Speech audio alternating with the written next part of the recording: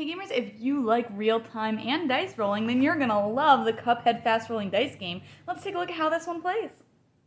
In this game, players will be trying to defeat 8 different bosses, each which comes in their own box because they all have slightly different rules or different quirks that players will need to adhere to. Each player will take one up with the characters and the matching set of dice. They all have 5 normal dice and 1 EX die, which will have special functions or do more damage depending on what weapon a player has. Each player does start with the same weapon that is part of their player board. They can use the companion app or another timer, but the companion app will also help them score. They can say how many players are playing, which boss they're facing, and how long of a timer they want to use. You can do 10, 15, or 20 seconds. Players will have 3 cards out on the boss board here, and if a wallop card does come out, they will actually flip over a 4th card, and then once they start the timer, they will start rolling their dice.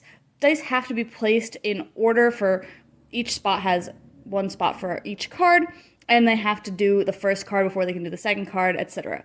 For ones that only have 1 symbol that they need, they can assign that symbol as well as one of the little shooty symbols in order to start damaging the boss.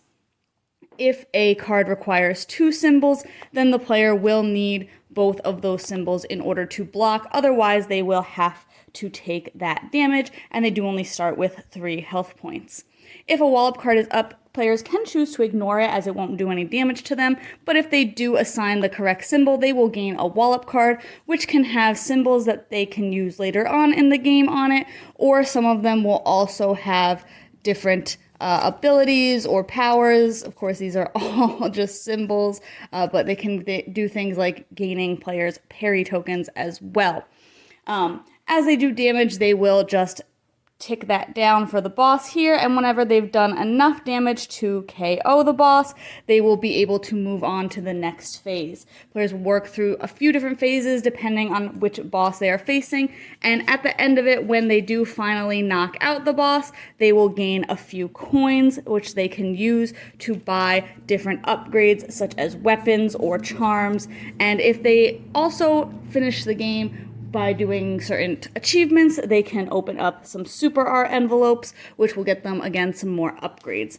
If players want to stop in the middle of boxes and don't want to keep playing for whatever reason, there are save sheets so that they can mark that they already finished certain bosses, and they can mark what grade that they got, they can mark who they were playing as, what they had equipped, and any notes that they want to jot down as well to make jumping back into the game easy.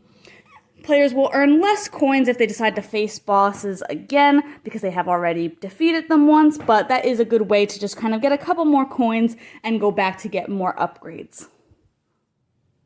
Overall, I enjoyed the game. I am not as much into fast-paced games as I used to be, but I thought that this one was going to be cool because it does have that campaign element, working your way through the different enemies and bosses, so I thought that that aspect of it was really cool. I did find that once I got through all 8 of the different boss boxes, that I didn't feel like it had a ton of replayability for me.